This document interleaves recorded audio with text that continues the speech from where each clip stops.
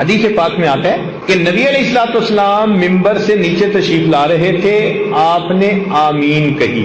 میں پوری حدیث پاک کا تھوڑا سا حصہ جو مضمون سے متعلق ہے وہ عرض کر رہا ہوں۔ صحابہ کرام نے پوچھا، اے اللہ کے نبی، آج آپ نے یہ کیا فرمایا؟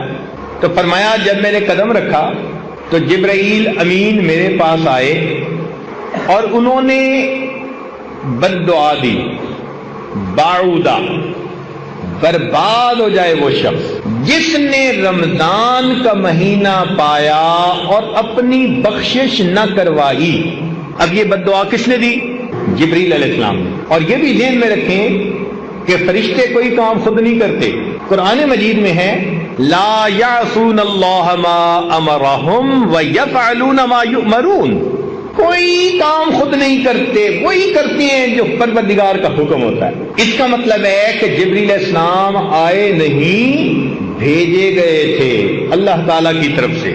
انہوں نے آ کر یہ بد دعا دی، برباد ہو جائے وہ شخص جس نے رمضان کا مہینہ پایا اور اس نے اپنی بخشش نہ کروائی۔ اب اس بد دعا کو سن کے نبی علیہ السلام کو امت کے اوپر کتنی شفقت تھی۔ رات کو سجدے میں اتنا روتے تھے، غار میں روتے تھے، دعائیں مانگتے تھے، اتنی امت کے اوپر شفقت تھی، رحمت تھی۔ تو اگر آپ بد دعا سنتے تو آپ تو سن کے تو فوراً کہتے کہ جبرائیل بد دعا میری امت کے لیے کیوں کر رہے ہو؟ مگر نہیں، حدیث پاک میں آتا ہے کہ جبرائیل علیہ السلام نے بد دعا دی اور نبی علیہ السلام نے فرمایا آمین۔ اب ذرا سمجھیے گا کہ اتنا تو رمضان میں غافل بندہ غفلت کا ارتکاب کرتا ہے کہ اللہ تعالیٰ نے بخشش کی انتہا کر دی۔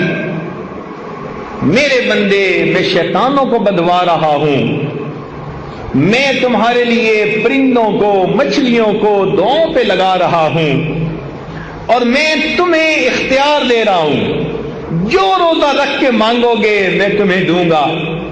پھر بھی اگر تم میری طرف متوجہ نہیں ہوتے تو اس کا مطلب ہے تم بدبخت ہو پرلے درجے کے، پھر تمہاری بدبختی میں کوئی شک نہیں۔ اب جبرائیل علیہ السلام نے آ کے کہہ دیا، برباد ہو جائے وہ شخص جس نے رمضان کا مہینہ پایا اور اپنی مغفرت نہ کروائی۔ اور اللہ کے محبوب صلی اللہ علیہ وسلم نے آمین کہہ کر اس پر سٹیمپ کر دی، مہر لگا دی۔